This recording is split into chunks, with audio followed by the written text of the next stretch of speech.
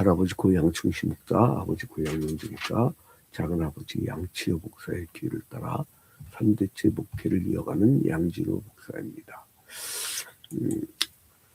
최근 뉴스를 온통 도배하는 게 그 내란 특검과 재판이에요.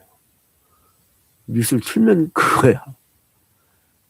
야, 우리나라는 참 왜 그래요? 보통 지금 1주년이 지났잖아. 그럼 벌써 1심 다 끝났어야 되거든. 야, 그러니까 이게 법치국가라는 원리가 있어요. 그건 뭐냐면 법 아래에 거기를 다 따라주는 거예요. 나 같은 경우는 억울한 판결이 많았어요. 그럼에도 불구하고 법원에서, 그러니까 법에서 법에 준해서 법이 결정한 거는 그냥 따를 수밖에 없어요. 그게 법치국가예요. 근데 법치국가인데 뒷도 먹은 법관이라든가 룸사롱 간 법관은 어떻게 되느냐? 여러분 룸사롱 가서 뭐를 해요?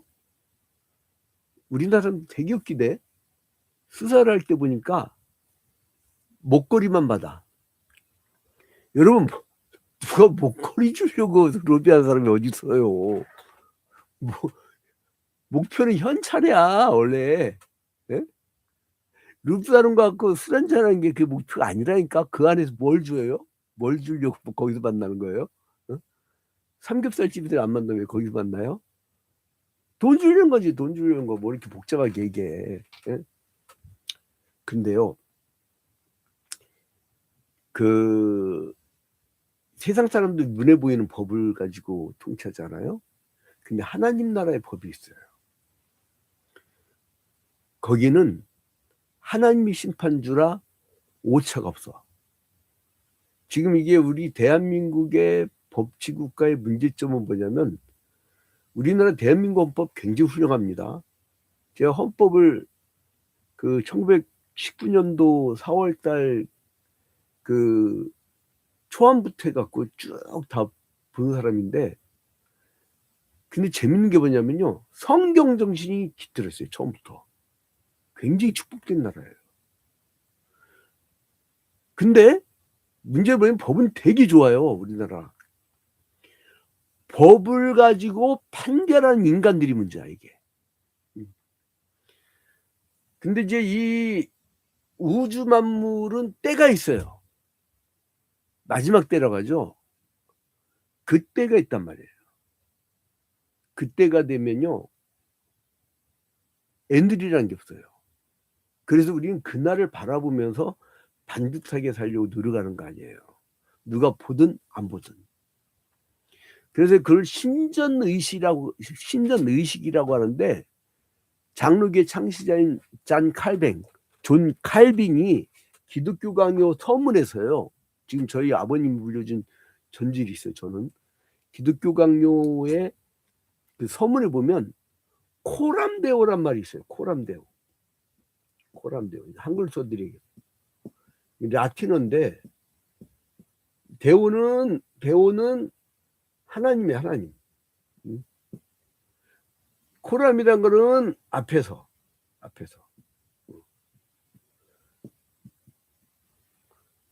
그러니까 뭐 인프론트 오브 갓 이런 의미겠죠. 신전의식. 그리고 이걸 신전의식이라고 해요. 하나님 앞에 사는 거. 항상 우리는 하나님 앞에 사는 거. 근데 이 베드로서 기자가요, 그런 거예요. 뭐냐면은 베드로가 이 로마에서 잡혀가지고 네로의 핍박기를 쭉 봐. 그러면서 이 성도들이 막 그 흔들리는 걸 보면서 핍박도 당하고 유대인에 의한 그 회유와 그리고 온갖 이단 사이비들이 침투해가지고 막 혼란 겪는 사람들에게 편지를 보낸 게 베드로전서였거든요. 근데 이제 베드로전서와 달리 베드로후서는 3장밖에 안 되는데, 이 베드로서는 뭐냐면 이때 로마의 핍박이나 혹은 유대인의 회유보다 더 이단 사이비에 대한 방어의 글이 많아요.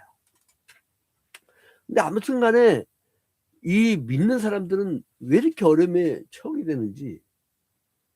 그래서 어떻게 하냐면 니들 어려움에 처했냐? 그리고 그 해답을요, 야 거기다가 뭐 맞서 갖고 뭘 해라 이게 아니라 네가 신실하게 살아라. 이게 이 신실한 삶이라는 아주 그 사람들이 볼 때는 뭐야 이거 지금 당장 나 뭘 저걸 해야 되는데. 제가 그 얼마 전에 이제 장동혁 대표가 막 그냥 극우발언을 막 쏟아내면서 그냥 오히려 TK에 원로 국회의원들이 있어요. 그 사람들은 하도 5선 6선들 하다 보니까 이 사람들이 노련해. 그래서 극우로는 안 가. 그러니까 합리적 보수들이죠. 뭐 조심하자 이런 식인데 그건 괜찮아요. 대화가 되니까 서로. 진보든 보수든 대화가 돼야 돼. 근데 장동혁이라는 사람이 막 갑자기 그냥 윤핵위에 나면서 난리가 난 거야 이제. 극우 정당화 되는 거죠. 근데 내가 어디서 많이 봤더라 했더니 제가 기독교 대한선결교회 그 출입기자를 한 20여 년 가까이 했었어요. 그러니까 그 목회하면서. 근데 이제 대천 선결교회 아주 그냥 신실한 성도예요. 이분은요 매일 1시간씩 성경 공부합니다. 혼자서라도. 그리고 굉장히 신실해 개인적으로는. 근데 중요한 거 뭐냐면은 방향. 그러니까 이게 아무리 봐도 이단성 있는 발언이야. 근데 해. 왜요? 성경은 읽는데 이게 제대로 된 가르침으로 잡아준 게 아니라 그냥 지가 해석된 거야. 이건 걷잡을 수 없어요. 여러분 신천지 이만희 있잖아요. 이 양반 예수 믿었던 사람이에요. 창기도 들어가고 자기가 뭘 본 거야. 그래가지고 체계도 없이 그냥 막 해버린 게 신천지라고. 그래서 이 베드로가 이 순교, 그러니까 이 사람이 이제 순교를 AD 한 68년경에 순교당하잖아요. 이 로마에서 AD 68년경에 순교를 당하는데 베드로가 계속 걱정한 게 뭐냐면 야 이거 큰일 났다. 이러다가 그 성도들이 이단 사이비에도 완전히 물들어 버린 거 아닌가. 응? 근데 이 사람이 그러니까 원래 이제 사람이 죽기 전에는요 진실된 얘기를 해야 돼. 신앙도요 자기가 죽음이란 걸 딱 맞닥뜨리게 되면 저는 어렸을 때부터 지금까지 그 질병 사고 여러 가지로 죽을 고비를 수십 번 넘겨본 봤었는데 최근에도 한 3주 정도 죽을 고비를 넘겼어요. 언제. 근데 그러다 보니까 사람이 진실된 충언을 하게 돼요. 진실된 충언. 베드로서 1장 14절 같은 데 보면 이는 우리 주 예수 그리스도께서 내게 지시한 것 같이 나도 나의 장막을 벗어날 것이 임박한 줄을 알리라. 자기는 죽을 걸 잘 알고 있다는 얘기예요. 근데 이제 여기서 그 나중에 이제 베드로서 3장 우리가 또 보겠지만 15절부터 16절을 보면은 우리가 사랑하는 형제 바울도 그 받은 지혜대로 너에게 이같이 하고 이같이 썼고 또 너희 모든 편지도 이런 일에 관하여 말했을 때 그러니까 이제 베드로 전서하고 비슷한 이제 성경을 이 사람이 이제 쓰게 된 것을 알 수가 있죠. 그래서 이제 내가 이제 죽을 것을 관 아는데, 야, 니들 있잖아. 그렇게 곁길 가다가는 하나님께 버림받아. 그러니까 뭐냐면, 제일 중요한 게 뭐냐면, 니들이 막 미움의 신학. 나 막 충격받은 게 뭐냐면, 한국 기독교를 뭐 무서워요. 응? 언제 막 그냥 성경에 예수 그리스도의 심장으로, 나의 반대 정파를 다 수거에다가 폭침시키고 영면백에 집어넣고 그냥 총살시켜버리고 그런 게 어딨어. 그러니까 이게 있잖아요. 막 독을 품으면 안 돼.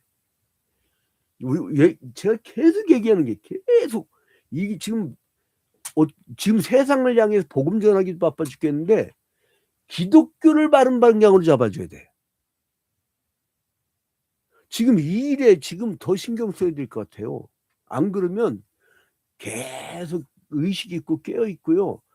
지성적이고 스마트한 젊은 사람 성도들이요 막 떠납니다. 막 떠나. 여러분 못 느끼죠? 난 낙엽 우두두두 떨어진 소리가 나 이제 아예. 여러분 이게 뭔가 했더니 거듭나지 못한 자들이 성경을 보고 성경을 잡을 때 문제야. 하나님에 의해서 거듭난 자들이 하나님의 부르심을 받고 거듭난 자들이 성경 볼 때는요. 하나님의 성품에 참여하게 돼요. 그의 형상대로 지음을 받았잖아요. 그러면 하나님은 사랑이시잖아요. 하나님의 생명과 사랑의 정신이 깃들게 되어 있어요. 그의 선함, 그의 지식, 그의 절제, 그의 경건, 그의 인내, 그의 의회, 그의 사랑, 이것이 온 인격적으로 다 들어오게 됐단 말이에요. 그러니까 이단 사입이라든가 다른 방향이 내 속에 틈탈 수가 없어. 세상 나라는 아무리 지들이 법을 좋아하고 법치국가 참 좋은 국가거든요. 왜냐하면 토마스 홉스가 사회경론에 얘기했듯이 만약에 사람을 자연 상태로 놔두잖아요. 그 만인간의 투쟁이 벌어져요. 그러니까 힘 있는 놈이 힘 없는 집 들어가가지고 약탈하고 부녀자를 빼앗고 이런 짓 한다니까요.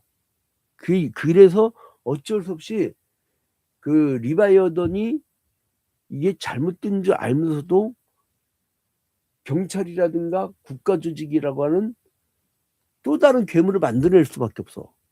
왜냐면 그렇게 통제하지 않으면 인간은 자연상태의 만민간을 추정하기 때문에. 그럼 이걸 어떻게 되느냐. 늘 얘기하는 거지만 이 베드로가 계속 얘기하는 게 하나님이 말씀하신 그대로 여기서 만약에 삐하고 딴소리 내버리면 이건 아예 듣지도 말라는 거예요. 듣지도 말라는 거예요. 이게 베드로 후서의 정신이에요. 그러면 여러분 베드로 백 다 잡는 거예요. 그리고 이거를 제발 이런 상황들을 니들만 알면 안 된다. 후대에게도 전해라. 이게 베드로후서의 기본 정신입니다. 그래서 이거를 세 가지 이제 그러니까 이러한 가르침에 대해서 베드로의 이런 가르침에 대해서 이단 사이비들도 대응을 해요. 걔네도 잘 가르쳤습니다. 여러분 제가 신천지를 연구하다가 요즘 포기했어요. 왜냐면 자꾸 바꿔. 옷을 바꾼다니까 여러분. 그러면 어떻게 해. 공부한 건 다 허당이야. 그래서 이제 아니 통일교 같은 거 대놓고 지가 뭐 그 문선명이 독생자라고 해갖고 막 이 참 감람나무고 막 이짓하면서 이렇게 세상 어지럽힌 거 아니에요. 박정희 때 다 키운 거야. 순국연합하고 같이. 여러분 한국 순국연합이요. 그게 통일교였어요. 그때는 아예 하나였어. 귀신끼리 만나는 거야. 근데 이제 아무튼 이단들이 하도 반박하고 나오니까 뭐로 반박한 줄 알아요? 야, 모두 사도들이 꾸며낸 얘기야. 이렇게 거짓말을 해요. 그러니까 베드로가 자기 죽음이 임박했는데 자기 건강 관리하는 게 아니라 세 가지 이단들이 얘기한 것에 대한 반박을 해요. 그게 베드로서 1장, 2장, 3장이에요. 그 세 가지 반박을 합니다. 이제 첫 번째 반박은 뭐냐면은 야, 다 꾸며놓은 얘기야. 그러니까 뭐냐면 베드로는 나는 예수가 세상의 왕으로 온 걸 봤어. 그리고 그분이 십자가에 달려 죽으신 걸 또 나도 봤어. 부활을 했네. 나는 그 손가락에 내 동료가 집어넣는 까지 봤어. 같이 생선도 구워 먹었어. 응? 그래서 이건 모두 다 이사야, 미가, 스가랴 이런 구약 선지자의 예언의 성취야. 이렇게 강렬하게 주장한 것이 바로 베드로 후서란 거예요. 그렇게 이제 맥을 잡았죠.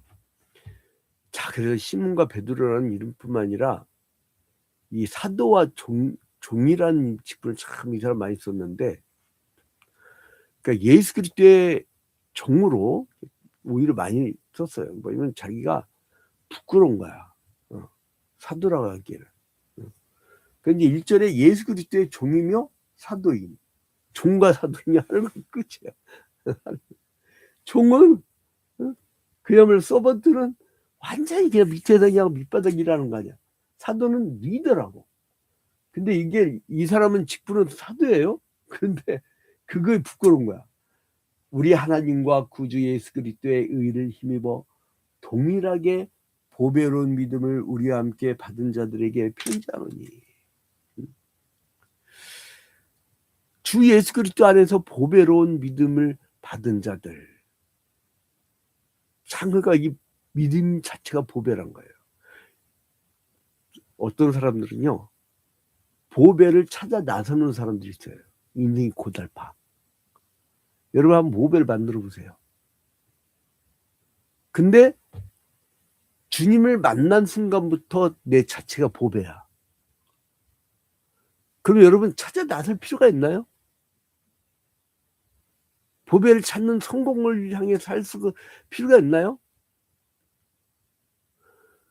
그래서 그걸 수요한 사람은요, 그냥 그 자체를 기뻐하게 돼 있어요.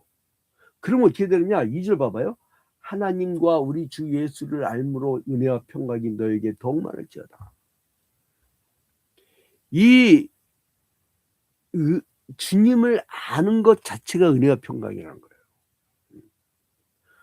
요즘에 우리 하남 YMCA 그냥 순환 시대라고 하더라고요. 뭐냐면 우리 이사에 몇 명 되지도 않은 이사에서 4명이 중환자실 실려가서, 하나는 권동욱 이사라고 뇌출혈로 갈 뻔했고, 그리고 이제 근데 기도로 살아났어요. 야, 지금 완전 정상으로 돌아왔는데, 또 하나는 김무섭 이사라고 창립 멤버인데, 이 사람은 갑자기 119 실려가고 서울 아산병원에서 폐혈증을 주급했어요. 폐혈증. 그리고 이제 세 번째로는 우리 김부성 이사라고 전 이사장, 맨날 우리 교회 놀러 온 사람인데, 전 이사장은 지난주에 심장이 터져버린 거야. 심장 혈관이 터져버린 거야. 119 실려가가지고 죽다 살아났고, 저 같은 경우는 신방 가갖고 생굴을 잘못 얻어먹어가지고 생굴 먹고 나서, 그것도 이제 설사 한 번 하고 나서 난 뭐 그냥 아무렇지도 않게 지냈는데 장염 냅두면 죽더만. 그 냅두고 생활하다가 어느 날 갑자기 픽한 거야. 그러니까 장염이야. 야, 그래갖고 하남 YMCA 순환시대라고 서로들 어제 그랬는데, 여러분, 우리 주 예수를 알기 때문에, 영생의 주님을 알기 때문에 우리 그 공통점이 있어요. 다들 평안해. 왠 줄 알아요? 그 순간 가도 천국 간다는 걸 아니까. 그러니까 여러분, 지금 우리가 이 베드로 후서의 시대보다 굉장히 믿음의 간격이 좋아요. 근데 이런 데서 은혜와 평강을 못 누리면 그거 굉장히 문제가 있는 거예요. 굉장히 문제가 있는 거예요. 여러분, 오늘 이 시간에 성령이 여러분의 심령에 크게 임하여서 여러분의 심령부터 은혜와 평강이 차고 넘치기를 주님의 이름으로 축원드립니다. 이단 사이비가 얼마나 많았던 시대예요. 얼마나 많은 공격이 있었어요. 베드로는 네로에 의해서 사형당하기 직전이었어요. 어? 그러한 가운데서도 믿음을 이어가는 것이 그게 보배로운 거란 거예요. 예? 자, 4절에 보니까 이로써 이 보배롭고 지극히 큰 약속을 우리에게 주사 이 약속으로 말미암아 너에게 정욕 때문에 세상에서 썩어질 것을 피하여 신성한 성품에 참여하는 자가 되게 하려 하셨느니라. 그러므로 너희가 더욱 힘써 너희 믿음의 덕의 지식을, 지식의 절제를, 절제의 인내를, 인내의 경건을, 경건의 형제 우애를, 형제 우애의 사랑을 더하라. 여러분, 이 보배로운 믿음을 얻고 나서요, 신의 성품에 참여하게 된 자들은 매우 복된 생활을 하게 돼 있어요. 여러분, 복을 받으려고 살지 마시고 이미 받았어요. 받은 복을 누리기를 주님의 이름으로 축원드립니다. 그러면요, 사나울 수가 없어요. 오늘 하루 주님이 주신 복을 진정으로 만끽하는 여러분이 되시길 주님의 이름으로 축원드립니다. 남 구원 생각하기 전에 여러분 심령부터 은혜와 평강이 넘치기를 주님의 이름으로 축원드립니다.